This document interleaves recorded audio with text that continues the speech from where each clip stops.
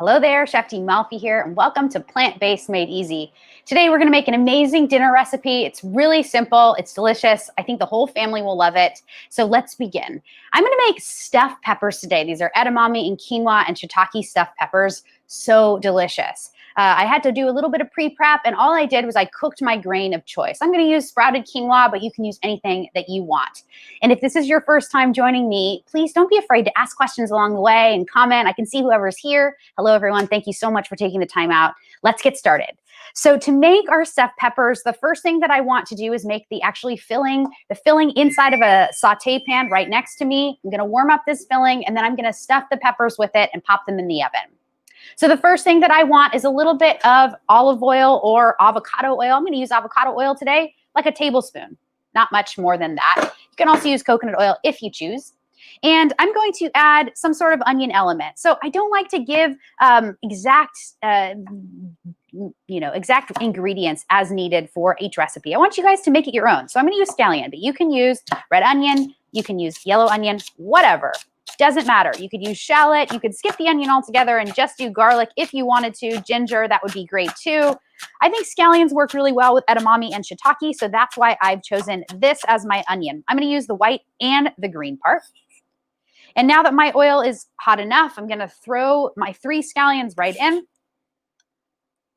I'm just going to let those cook down. I want it on a medium-high heat, and I might increase that temperature as we go along. Yeah, we have a shiitake fan in the house. All right, it's Steven. What's up, Steven? They are the bomb diggity. All right, here's my shiitakes. Take a look at these. I was really excited to find such big, blossoming, blooming, delicious shiitakes. I don't even know what you would call that. Definitely not blossoming or blooming. I'm making things up. Look at these shiitakes, all right? Come on, huge. Compared to the average size, which is like this, but look, and this came with a ton of the big ones. I really like to grab shiitakes that are on the larger side. They tend to be more meaty in texture, which is fantastic. And I'm gonna use a cup of these shiitakes. Oops, don't wanna lose one. And you guys, I wanna get this on. I wanna show you that this is actually how I like to store my mushrooms. Get yourself one of these after you buy mushrooms. What's going on here? Hang on one second. My cooktop's not turning on. And try one more time. There we go. Come on. Don't do this to me today. All right, so I think that's on now. Good. So what you want to do is you want to get your shiitakes, your creminis, whatever you're using, and you want to save this cardboard if you can, this little box. This is really, really great. As long as you take it out of the cardboard kind of relatively quickly, don't let your shiitake sit around for a couple weeks because they'll get moldy and then this thing will get wet. But this is really great. You can use these again and again, especially if you go to the market or the bulk bin and you grab mushrooms out of the bulk bin. You can save this and use them again and again. Or if you don't have one of these, you can just go ahead and use a paper bag. That works really, really well. Or a stasher bag. And I did bring a stasher to show you. Here's the mighty stasher. I don't get anything for promoting them, but I do love to promote products that I really love and care about. These are BPA free and they're silicone. You can also cook with them. And I have my peppers in them today, but I also love to store my mushrooms that way as well. All right, so now I've got some heat going. We're cooking with grease, as they say now. I'm gonna just slice up these shiitakes, and I don't need to actually clean them. They're nice and clean already, I can tell. I want to slice them lengthwise first. And because we're stuffing our mushrooms with them, we then will probably want to dice them up into small bite-sized pieces so that we don't have really long pieces of shiitake just hanging out of the mushroom that we're going to stuff. And my mushrooms are kind of on the smaller side. I intentionally chose smaller peppers. My peppers are on the smaller side. And I intentionally chose smaller peppers so that I could have a shorter cook time and get this done quicker. I'm always trying to make my videos quicker so that you can see that these recipes are really super easy to make. You can use any mushroom. Like I said, you can use cremini, portobello. You can use button mushrooms. You can use maitakes, hen of the woods. It doesn't matter. Truly, a mushroom is a mushroom is a mushroom once it's diced up. They all sort of have a very similar meaty quality. And they will all be pretty versatile. I've never really come in contact with a mushroom that was so overwhelming in flavor that it didn't match with other flavors that I was using. So any. And I prefer the shiitakes because I think they have the best texture. They're great. All right, so I have my scallions. These are getting nice and cooked up. I just want to like kind of make sure that they're softened. They're going to spend some time in the oven, and so in those peppers, so they'll continue to cook. One of the ways to speed up and also to season as you go, to make sure that there's layers of flavor as you go, is to season each time you add something to your pan. So I'm going to add a little bit of sea salt, and I'm talking like a pinch. And this is the difference between your food being good and great. You can actually emphasize the flavor and every level of flavor by seasoning as you go. So each time you add something to your pan, add a little bit of salt. It does make a difference. Yes, this still works if you're not using salt and you're using kelp granules. Let's say you want to be salt-free and you're using just pure kelp as your salty fix. That works too. You can also use the kelp granules to season as you go. So throw in those shiitakes. I love to just give it a mix in the pan. Then I will season. Why do I do this? You probably can guess. Because I want it to be bathed in that oil first, coated in that oil first, and then the salt will stick to it. As opposed to the salt just kind of sticking to the bottom of the pan. And the salt's also going to add a cool element. It's going to actually start to release some of the natural liquid and help to release any of that natural water in the vegetables that you're using. So whenever you salt ingredients, usually will mean that the water will start to kind of come out of it, or it will become moist in the pan. All right, this looks fantastic. It smells really, really great already. All right, so now here's where you can get super creative. You can actually use any grain and any protein. That means that you can use any grain like brown rice, jasmine rice. In this case, we're going to use sprouted quinoa. And as far as the protein is concerned, you can use any bean, legume, like lentils or white beans or chichi beans, chickpeas. In my case, I'm using edamame. And this is what I did ahead of time. Let me show you. I actually steamed up some quinoa, sprouted quinoa, with a little bit of about half a cup of edamame. You can see there's like little edamame bits in here. And we're going to use about a cup of this.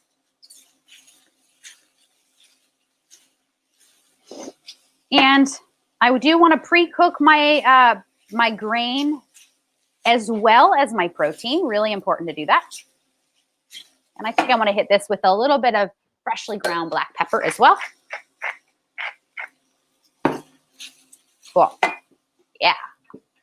All right. I'm now going to add some of the sprouted quinoa and edamame mix. So yummy. So yummy. I love adding edamame to my quinoa because it adds a whole layer of flavor, but also a whole lot of protein, an added protein, because the quinoa already has a lot. So I've got my quinoa in. I want about a cup or so.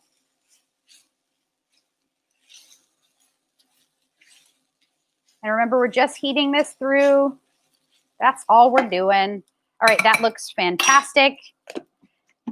And then I want some sort of sauce element. I'm going to use this Pomi tomato sauce today, but you can use anything that you want. I recently came in contact with the romesco sauce from Trader Joe's. It's like in the hummus section, but it's red pepper sauce. It's like tomato sauce, but it has red peppers as the base instead of tomatoes, and it's fantastic. You could use that as well. You could use roasted red peppers that are pureed in a blender. That would work fine. You could use crushed tomatoes. That would work fine. But I'm going to use this tomato sauce, and I just kind of want just enough to kind of moisten everything. So maybe like a quarter of a cup or so. Let's see. Yeah, just like kind of a quarter of a cup or so. You can add a little bit more, a little bit less, depending on how kind of moistened and saucy you want this. I want a little bit more. Perfect. And remember, it'll dry out as it cooks in the pepper as well. So just kind of keep that in mind.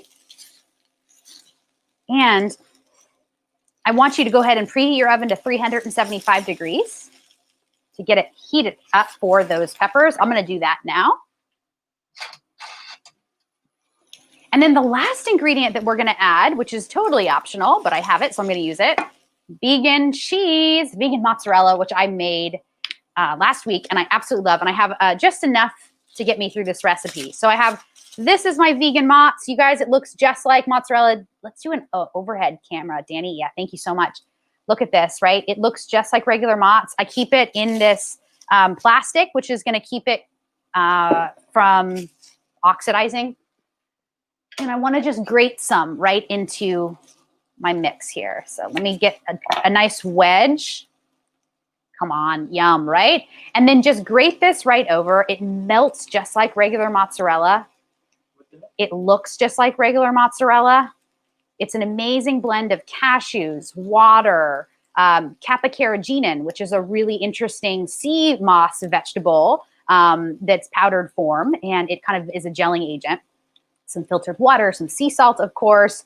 And you guys, this is all inside of the membership, Plant-Based Made Easy. For just $12 a month, you get a brand new cookbook every single month. We're starting with August. I should say we're relaunching in August. We did this in April and May. We're coming back in August. August 3rd, we begin with a whole new lineup of amazing recipes, including staple recipes, including mozzarella cheese, challah, which is a delicious bread that you can turn into buns and pizza crust. We're also going to show you how to make yogurt. And every day we actually talk about a different category of food. I'll get into that more later, but let's get back to this. All right, so I've melted the cheese. This has enough of the tomato sauce. This looks great. I think it's time for stuffing. So let me clear the decks, put everything aside. You definitely want some sort of baking dish that's going to hold your peppers up. I'm going to use this one here. Put that right in front of me. Now let me grab my peppers. I'm going to use green peppers today, but you can use any color, of course. Yes, some of the orange, yellow, and red peppers actually have more nutrients than the green. Interesting, right? I really think that that's interesting that nature will indicate what is more nutritious. I really like the green peppers though, because they have great flavor. And what I'm gonna do is I'm gonna remove the top, just kind of like pulling that top off by running my knife over it. And then I'm gonna take a big giant spoon and grab the inside. Sometimes a spoon works. I think sometimes a paring knife works. It really depends on how many ribs and seeds and stuff are inside. So I think the paring knife today is obviously gonna be good for me. Gonna pull it right out. And what you should end up with is a hollow, beautiful pepper. I'm gonna place that right in my baking sheet. I mean, my baking pan or dish, whatever you're using. You can use a baking sheet as well. Take all those seeds out and all the ribs out. Oh, perfect. This is a great little baking pan for this. And then I can keep the tops because they're pretty.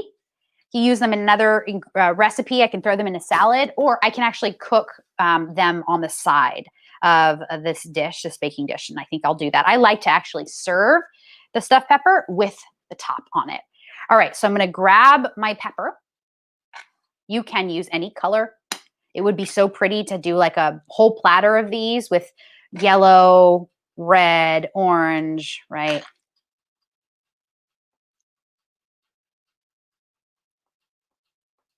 Beautiful. That looks phenomenal. Yum, yum, yum, yum, yum, yum, yum, yum. All right, I'm going to go for it. This one is kind of a weird shape, but I want to make sure that every nook and cranny gets a little bit of this stuffing. And one of the cool things about the stuffed peppers, you can kind of like tap it down, and then you can stuff it all the way to the top, creating like a nice, good mound. I'm gonna just shake this one down to make sure maybe I can stuff a little bit more in there. I think I can. Perfect.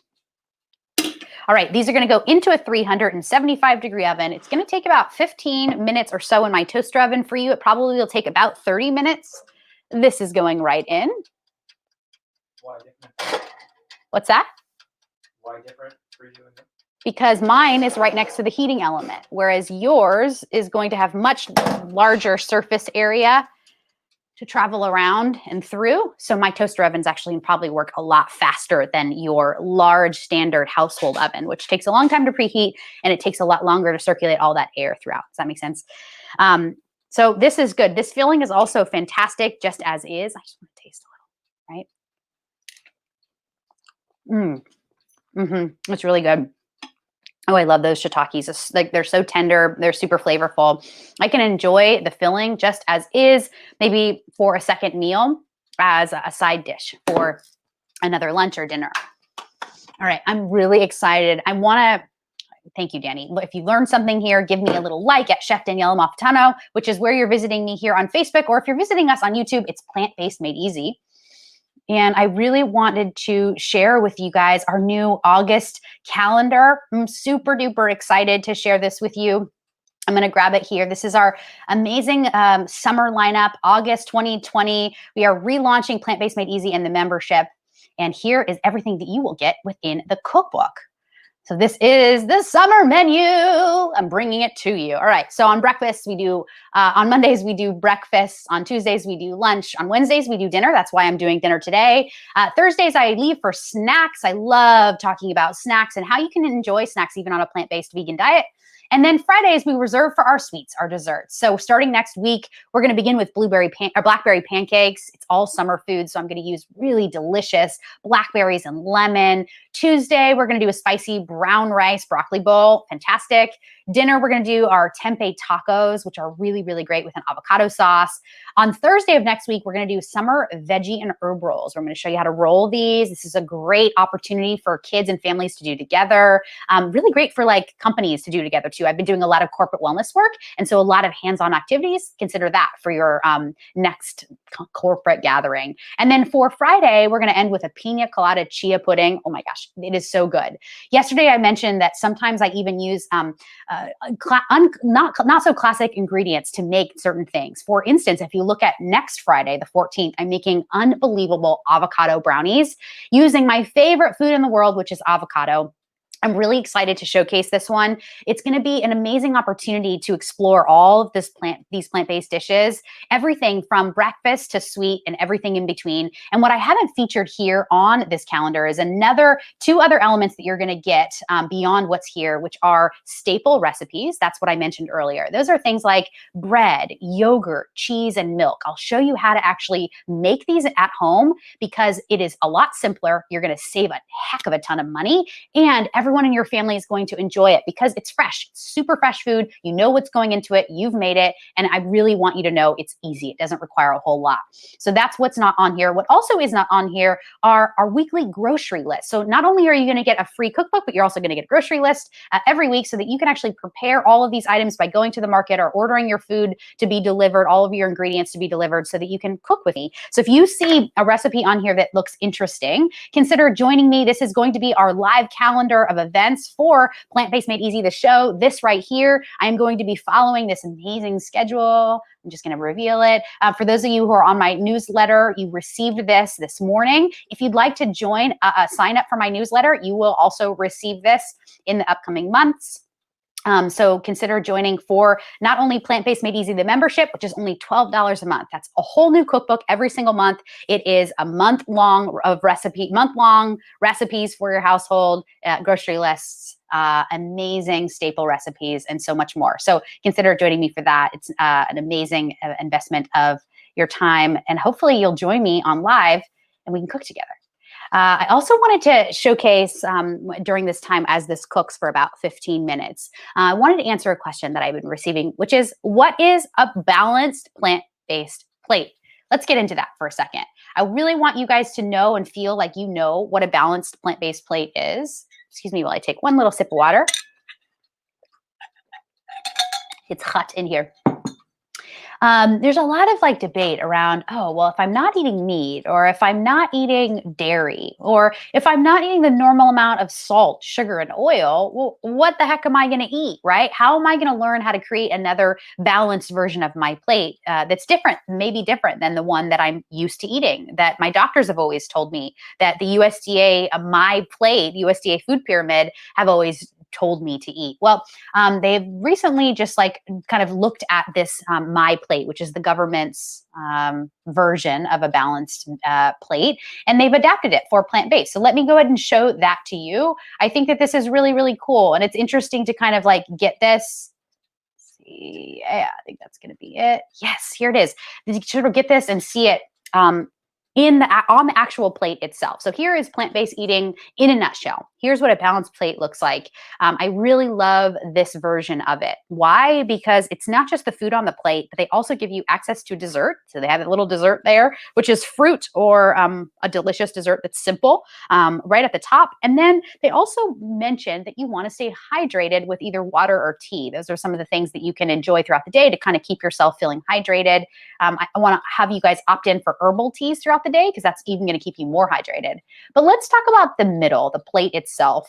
On a balanced plant-based eating plate, what you're going to see is you really have two sides. You have one side, which should just be vegetables, all veggies, and that's including all variety of vegetables. That is tubers, that is green vegetables, cruciferous vegetables, every different kind, raw, steamed, cooked, baked, all of those, that would be on one side. Veggies should be 50% of your plate.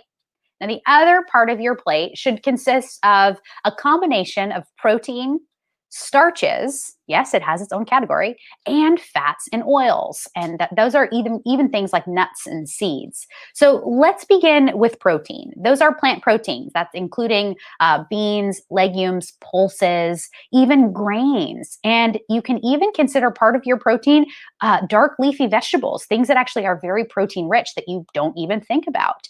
I can even put in that category nuts and seeds and get some protein from my other section of my plate. So protein, really important. Obviously, the obvious ones are the beans, the legumes, the pulses, and then some grains. In our case today, we're using sprouted quinoa. Now, sprouted quinoa is jam-packed with protein, so much so that in one serving, which is only 1/4 cup, you're going to get 10 grams of protein. This is probably higher in protein than maybe what you normally see for quinoa nutrition label because this is sprouted. And when we use sprouted ingredients in our diet, we actually can absorb the vitamins and minerals, the micro and the macronutrients better when it's sprouted. So this is going to contain more carbohydrates and therefore contain contain more protein and therefore contain less net carbs. So it's really great to know that in just 1/4 cup, you're going to get a whopping amount of protein. And then for our dish today, we're also using edamame, and that is considered a legume. It is of the soybean family, and it's a legume which contains a ton of protein, mostly protein, as well as a little bit of fiber.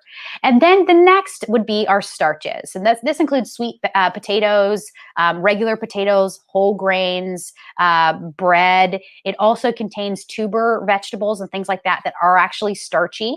So consider that you're going to see a lot of overlap. This quinoa here is also a starch, but it does contain more protein than it does carbohydrate per serving. More carbohydrate than protein per serving, but it is balanced. So it could be both a protein or a starch. So I know that there's a lot of overlap, and that's why plant-based eating can sometimes feel overwhelming, but it doesn't have to. And the cool thing is you can't mess this up. The only one place that we really want to kind of keep in moderation, we want to keep this area in check, that's the last category, and that's our fats. Those are things like oils, nuts, and seeds, okay? We really want to make sure that our fat intake is not way too much of our daily intake or way too much of our plate per meal. So really, you want to use these kind of things in moderation. So the oils, the avocado oil, the coconut oil, the extra virgin olive oil, all this stuff in moderation. You also really want to make sure that you're limiting 2 other things. That's the salt and the sugar. Now, in plant-based eating, there's a really kind of cool phrase to remember, which is SOS.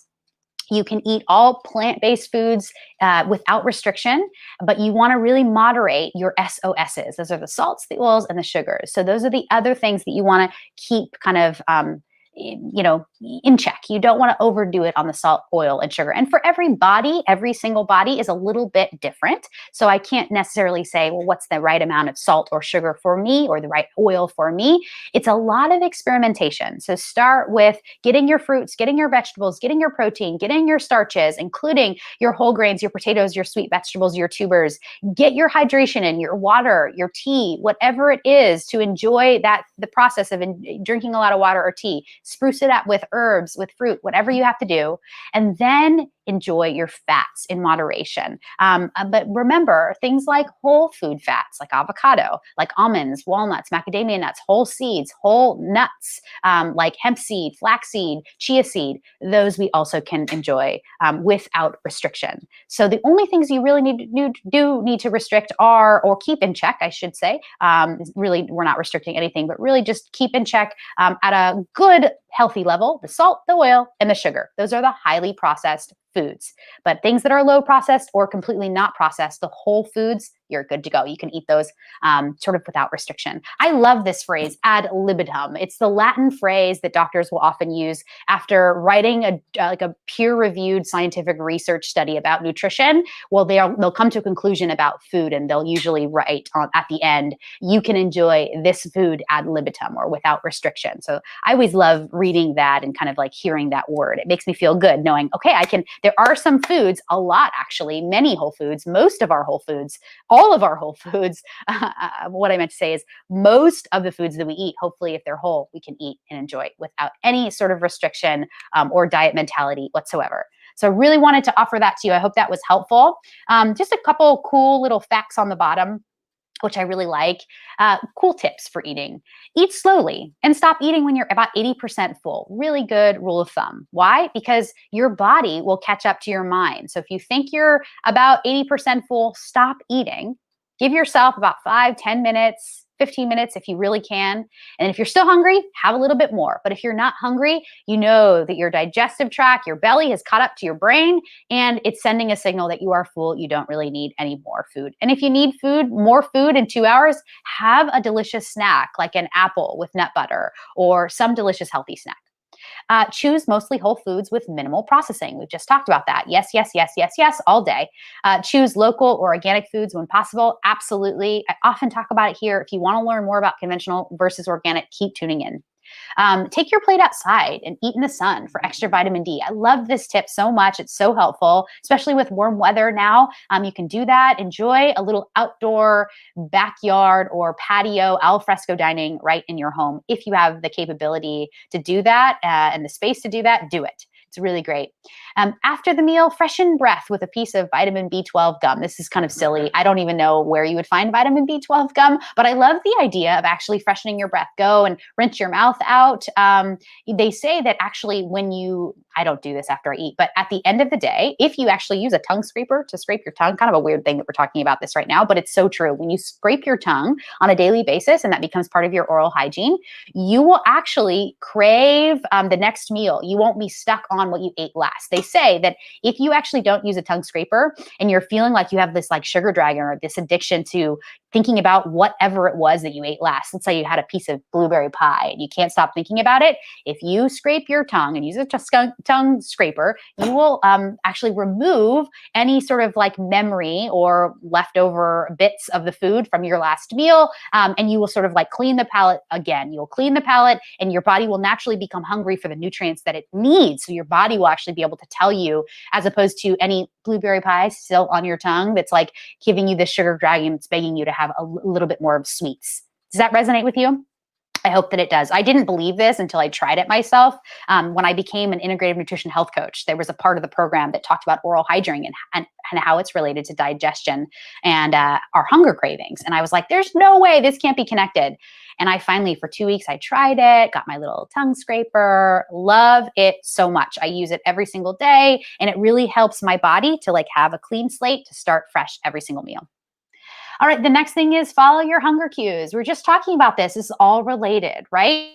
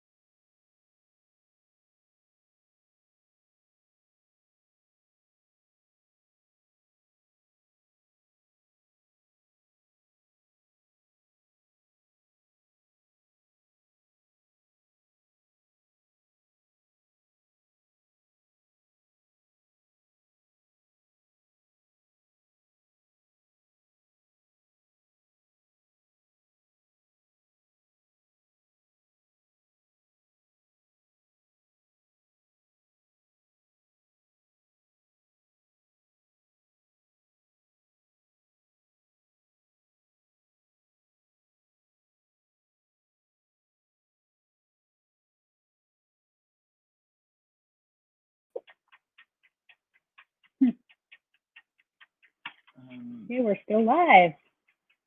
Sorry about that. I don't actually know what happened, but my computer just shut down. All right, we're going to wrap it up. I think I've given you enough information. Yeah, it looks like it looks like some people are still here. So I just want to quickly wrap it up. I have to use a different microphone because for some reason the microphone's not working either. All right, so we've got the stuffed pepper. This looks really great. You can continue to cook these for as long as you want. Just make sure that they're cooked through. They're delicious. Make this a delicious meal. Make it your own. Enjoy this recipe. And I hope that you'll take a photo of it. And then if you do, please join us inside of our Facebook group, Plant-Based Made Easy. We have over 400 members. We're really excited. And I want you guys to post what you make and share it with me, all right? This is a wonderful recipe. Try it tonight for dinner. See if you like it. And if you adjust it in any way, or if you think that like, oh, you found a specific thing, a trick or a tip that made this even better, let me know, will you? This is like a recipe exchange. I want to make sure that what I'm making for you is really delicious, that your whole family is enjoying it. And heck, you could probably teach me a thing or two about the ways in which you're making these recipes fit for your family. So I hope that this was a really great recipe for you. I hope that you'll enjoy it. I hope that you'll consider joining us in the Plant-Based Made Easy membership starting August 3rd for just $12 a month. I want you guys to have this cookbook that I've been working so hard on creating for you. If there are no final questions, I just want to thank Stephen. I want to thank Neil. I want to thank everyone that's here. Thank you so much for joining me. And please come back tomorrow. I'm going to be doing an amazing snack recipe. I'm going to be doing Dino Kale Dorito chips. You will not believe how easy and delicious they are. And then on Friday, I think I'm going to end with something a little bit more refined. I'm going to do crepe Suzette, a coconut crepe Suzette, which is a coconut crepe with orange and this like delicious agave butter orange, delicious syrupy sauce that I'll make with basil and orange zest. It's going to be really great. So join us for Thursday and Friday. Have a wonderful rest of your day, and I'll see you next time. Peace out.